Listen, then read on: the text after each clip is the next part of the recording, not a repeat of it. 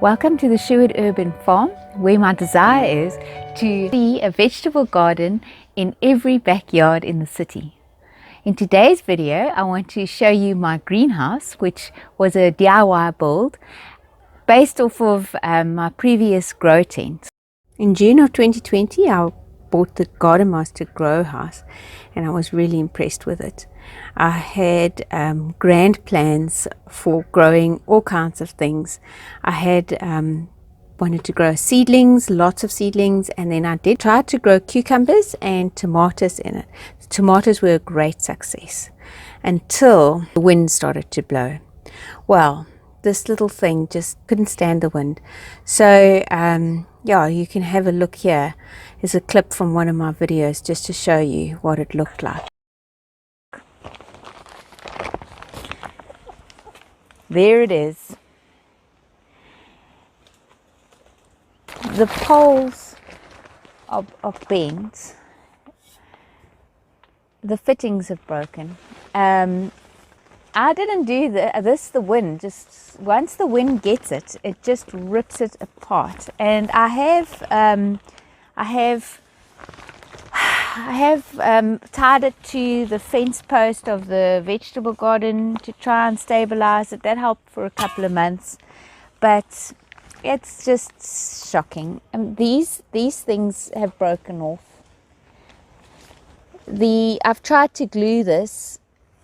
You can see here that starts to rip because that's where of the tie straps were through there and in here.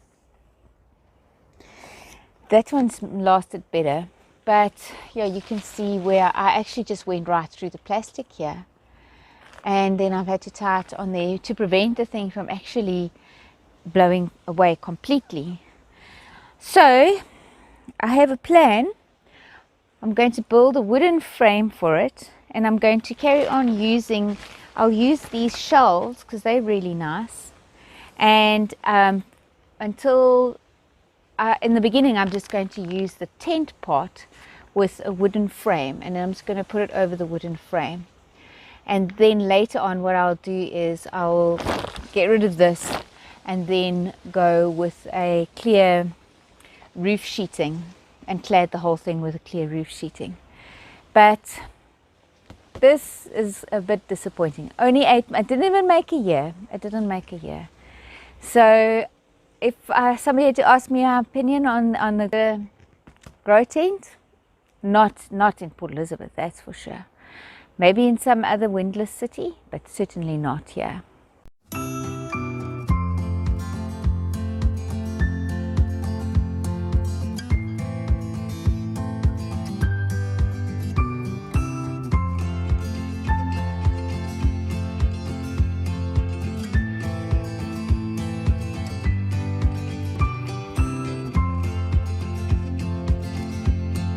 Have a look at what we did here.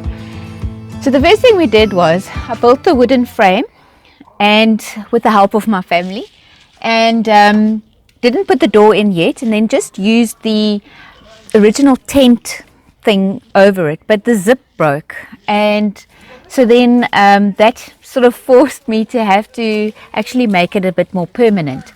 The most affordable option and the easiest for me to do was to use the polycarb. So it's really tough, this stuff.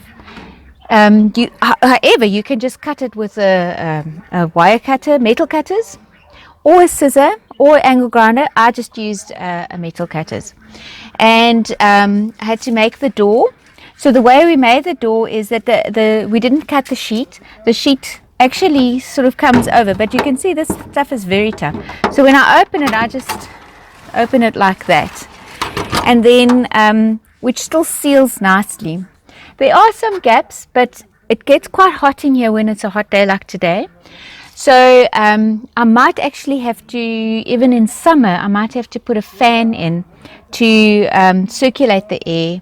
I can leave the door open and then just move the air just to cool it down a bit, because it might get a bit too hot. But we'll have to see with the shade how it is in summer. And the wood was just brandering. I think it's sort of like a 3 centimeter by 3 centimeter and then we used the drywall screws with these are those roofing washers which have a seal so that the water doesn't go in there.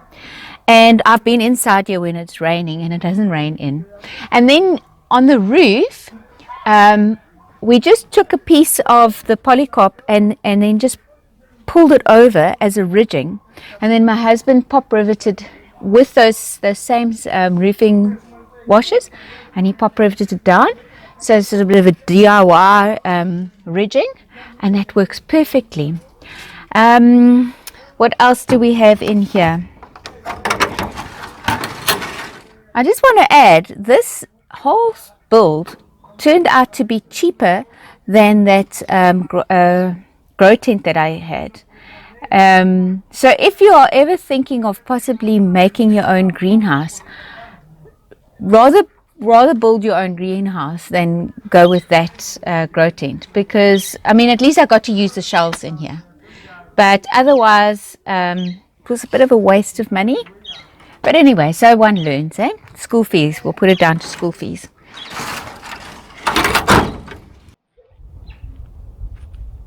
You can see the things are growing great in here. I had to put in the lights, as you can see there. These are LED lights and 3000 luminum, and they work great. I also mentioned them in another video. The radishes could have probably had a little bit more light in the beginning, but it keeps it nice and warm in the winter inside here. And I seem to be having quite a lot of success, and it was really just so affordable. I just can't emphasize how well priced it is to just make your own little greenhouse. The shelving I will probably eventually replace because it's already starting to rust. But yeah, there it is. That is the inside of my little greenhouse. Well, I hope you enjoyed that video. And if you did, please like and subscribe and share with your friends. And also, don't forget to hit that little notification button, because then you will be notified every time I upload a video. And just on that note, sorry it took so long for me to upload this video, but we all did have a case of COVID in the house, and yeah, I just didn't really feel up to making a video with that flu. But we're all healthy and strong now. So I hope you enjoyed that, and have a fantastic day further.